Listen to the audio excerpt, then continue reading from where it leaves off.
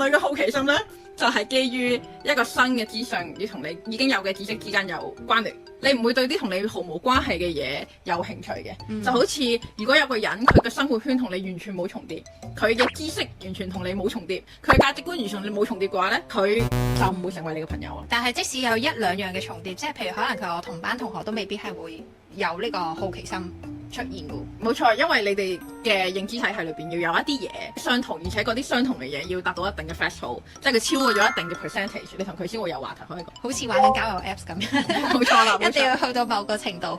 一定係啦，先至撻得着咁樣。好奇心同你喜好嘅分別就係、有啲嘢要你唔知嘅，你見到之後咧，你就會有啲嘢學到嘅。即係要有共同嘅嘢，然後先至可以推到你去發掘